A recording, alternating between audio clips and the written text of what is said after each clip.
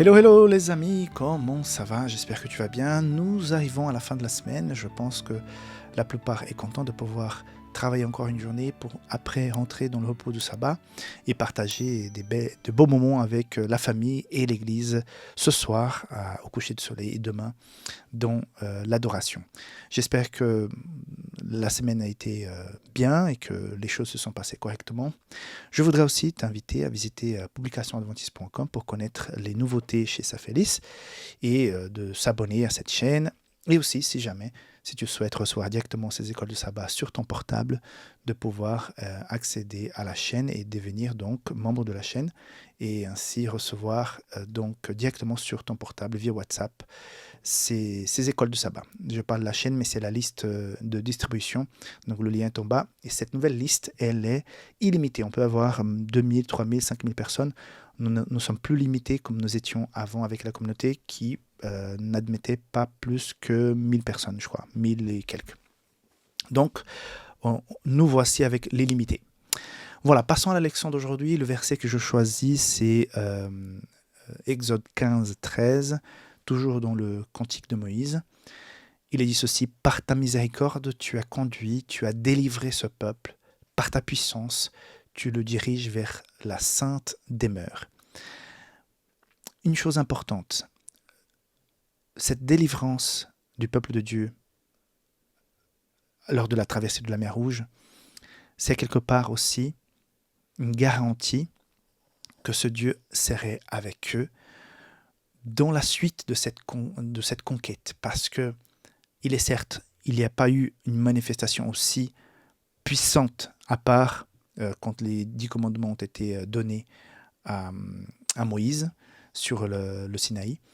Mais dans les premiers temps dans le désert, cette manifestation avait comme objectif leur donner cette confiance face aux défis mineurs qui allaient arriver. Parce que rappelons-nous, ils étaient encore pas mal contaminés par l'Égypte. Ils étaient physiquement sortis d'Égypte, mais l'Égypte était encore dans leur cœur. Et certains dieux aussi. Et donc, face à des défis qu'on va voir à la suite de cette leçon, à certains défis qui étaient mineurs qu'un pharaon avec l'armée qui vient derrière pour buter tout le monde, malgré qu'il y ait eu des défis mineurs, ils ont pas mal hésité à faire confiance à Dieu. Donc, mais quand même, il fallait ce buste de confiance pour qu'ils puissent affronter d'une façon différente, et ça a aidé certains. D'autre part, ce cantique de Moïse qui est chanté après, ce n'est pas seulement pour célébrer la délivrance de la traversée de la mer Rouge, mais c'est aussi pour nous rappeler, pour nous inviter à faire partie de ce chant lors de l'arrivée de délivrance de ce monde.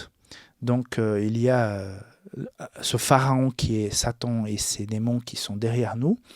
Donc Dieu s'interpose par la grâce de Jésus-Christ, mais à un moment donné, nous allons pouvoir traverser cette mer et sortir de ce monde plein de péchés pour rechanter ce chant. Donc c'est un chant aussi d'espoir. C'est pas pour célébrer le passé, c'est aussi une invitation pour nous rappeler de l'avenir qui est devant nous et que nous ne puissions pas nous désengager, oublier et être embobinés par les activités de cette vie ici-bas. La véritable vie, je me répète, mais je le redis, la véritable vie n'est pas ici-bas, elle est encore à venir. Ne nous trompons pas. Parfois, on est aveuglé par les choses de ce monde, par les belles choses qu'il peut nous apporter, mais tout ça, c'est de la fumée, c'est de l'illusion. Tout ça va passer. Et nous sommes tellement fragiles. Aujourd'hui, on est vivant. Demain, il y a un accident, on n'est plus là. Et alors, rien ne pourra nous sauver à part Jésus-Christ. La certitude de la puissance de Dieu pour vaincre les ennemis passés nous donne la confiance pour affronter les défis d'aujourd'hui et de demain. Si le peuple d'Israël a pu vaincre ses ennemis du passé, nous pouvons nous aussi vaincre les nôtres. Voilà le message final de la leçon cette semaine. Dieu les a aidés, les a sauvés, les a conduits. Il est prêt à faire de même pour toi et pour moi aujourd'hui encore. Ne lâchons rien. Dieu te garde. Un très bon sabbat et on se voit la semaine prochaine pour la leçon numéro 7. Bye bye.